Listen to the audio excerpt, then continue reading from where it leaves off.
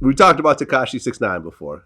Yeah. And now the 6th co-defendant has taken a guilty plea. Mm-hmm. I think there may have been 8 total. So the majority of people around Tekashi, including Tekashi himself, have all pled guilty to this. Now, you called it from the very beginning. You said that Tekashi's going to tell as soon as he got locked up. So I assume none of this surprises you right now. No. Do you think that everyone took guilty pleas because they knew Tekashi was going to testify against them? Yeah, but then like, look, this is why the feds have such a high conviction rate, because people just, they don't really take the shit to trial. You know what I'm saying? It's a lot of people don't take those shits to trial because they know that the chances of you winning are really slim. You know what I'm saying? And they know that people are gonna tell, like, you know what I mean? So that's why there's such a high conviction rate, because people don't even take it to trial. Majority of people just cop out. Well, but that's true in any sort of court environment, right? It's different in the feds. You know what I mean? You have more people going on trial in state versus feds. You know what I'm saying? Okay, I didn't know that. I recently went to go to trial to my bro, La Brim, you know what I mean? Free that man. And that court was empty. You know what I'm saying? Like, not his, I'm just talking about the court, period. Not a lot of people going to trial over there. You know what I'm saying? But when you go to the criminal and you go to Supreme and you go to the state, you'll see a lot more trials because a lot more people are winning those trials. Aha. Okay. Because I remember I interviewed Chris Gotti, who was, Irv Gotti's brother. Shout out to Chris Gotti. What's up? Yep. And Murder Inc. actually went and fought their federal case in court and won. They did. That was big. So the jury found you not guilty. Yes. And, for those that don't know, that means that every jury member had to yes. agree on the same conclusion. If one jury member said, I think them guys are guilty, then what's a hung jury, or is just they have to keep deliberating, right? That's right. Okay. And it was, how long did they deliberate before they found you not guilty? 4 days. Okay, so 4 how days. long was the whole trial? 2 months. Ooh, wow. 2 months. With, I'm sure, a mountain of evidence against you and this and that. What's crazy is, sorry, 2 weeks. 2 weeks. Sorry. Okay. Everything,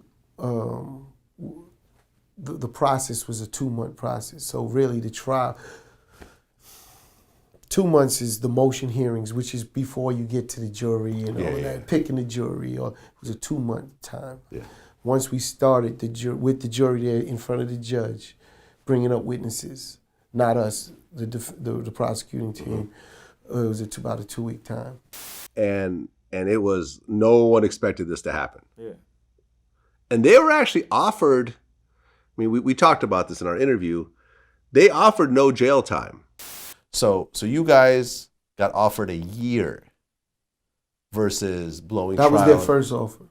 Oh, their first offer was a year. First, because so when you look back, like I said, I just have to believe they understood that the case wasn't there.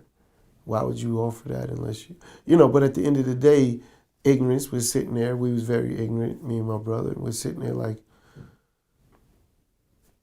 we didn't do it. I didn't do anything. I'm not taking no time for something I didn't do. But really what they wanted was a story. And they wanted a story on Supreme. That's it.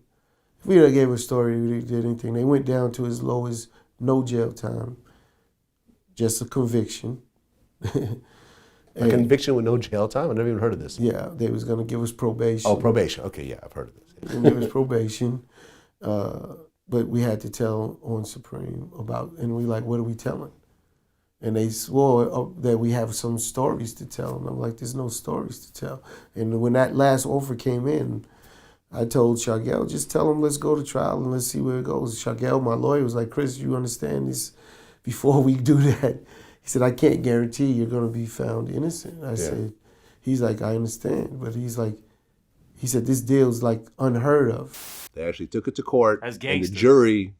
the jury found them not guilty. That's gangster. And I guess this never happens. Nah, it doesn't. That's what I'm saying.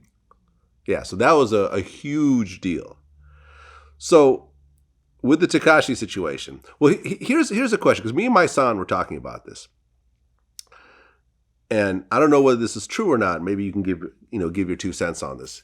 He said that Tekashi was given this plea deal to testify against everyone else in exchange for them dropping all the charges. But if everyone pleads guilty without him actually having to take the stand, then they may just give him a bigger sentence because he technically didn't do anything. Does that make sense or no?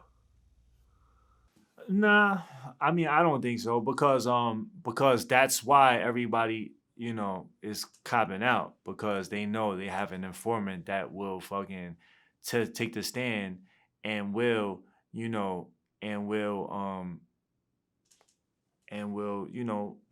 increase the chance of them losing the trial. So he did do what they wanted him to do. You know what I'm saying? He already gave them all the information.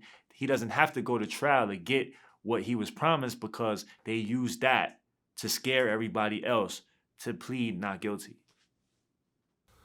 Plead guilty, you mean? I mean, to plead guilty, my bad. To plead guilty. So he did his job. You know what I'm saying?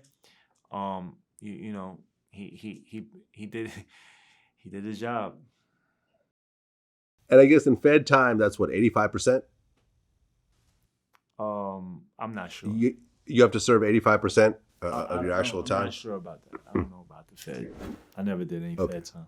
Never did the Feds. Yeah, man. I mean, it's interesting because I just interviewed, Michael Franzese from the Colombo crime family, and he was telling me about how he was dealing with Al Sharpton in, I guess, the 80s, and Al Sharpton at one point, I guess, got caught in a drug deal by the Feds.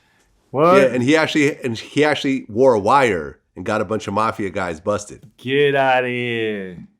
Al Sharpton at the time, he was a gun for hire. We needed him to do some things with his own people, which he called them at the time. We hired him to do it. We used to pay him. He was valuable in the music business because the Norby Walters, the guy I had at that time that was booking all these acts, we'd send Al out to meet with the act that he wanted to book, and Al would bring him to us for a price. That's how we used him. So I know Al very well. Okay. And what happened with Don King? Well, they had an undercover operation on me for about 8 or 9 months. But I was very leery of these guys. I was very careful how I worked with them. And I eventually brought them to Don King. But in the first meeting that I had with King, I said, look, I can only trace these guys back maybe a year. I said, so in this first meeting we have, don't say anything illegal. Play it straight. So everything across the board. They want to invest money. They'll invest it with you. We'll get into the fight game, but don't talk about anything you shouldn't be talking about. So we had the meeting, and he did it exactly like that. What happened was, and it was a big case, we called it shadow boxing. That was Sports Illustrated wrote it up. It was a whole big thing. What happened was they tried to continue. They were trying to get the money to give to Don. It was going to be a lot of money at the time. And they had, I believe, 81 tape recordings of me. They turned it over to the U.S. attorney at the time, and none of those tape recordings worked to have me indicted. I didn't say anything on them that would hurt myself. So they eventually had to close it down, and it went nowhere. But the only one that got in trouble over that was Al Sharpton, because he tried to do a drug deal with the agents. And then he became an informant after that, 100%, no matter what he says. He was an informant. He tried to do a drug deal. They got him on tape doing the deal, the whole bit. Al Sharpton, you dirty rat. That's crazy. And if you actually go online, there's a press conference where he actually admits to it. What? Damn. But he's like, I don't call myself a rat. I'm a cat who caught rats. And he twisted the whole thing up and tried to... Oh. And he said that he did it because he was threatened and whatever else. That's but yeah, crazy. I think he was wearing a wire against the Italian mafia. Al Sharpton, the cat rat. Oh man! But Al Sharpton is still a figure. Still a respected figure. I think Obama met with him and whatever else. So, y'all call VladTV the feds, but here goes Al Sharpton, who actually wore a wire. For real, in real life. That's crazy. I never heard of that. Have you heard of that before he said that? I didn't, but I went back and looked, and it was absolutely true. Like I said, Wow. there's a video of Al Sharpton actually admitting to it, addressing it. Real shit. Real shit. Have you ever had anyone around you wear a wire and have it be used against someone else or anything of that sort? Nah, definitely. I know. Yeah. Really? There was definitely Again, people around us with wires on and shit that came out, and they was wearing wires. so was that ever used against you? No. Okay, so it was used against someone in your crew. Yeah, I didn't. I mean, I didn't go down with that Fed shit because I wasn't there long enough. You know what I mean? But after I got arrested, I was always in and out of jail, but like always doing like state time. So when the feds came to do, in our gang, they didn't even have enough of me. Like they didn't have anything from me because whatever I did was already caught with the state. You know what I'm saying? So I never had that. They never came for me.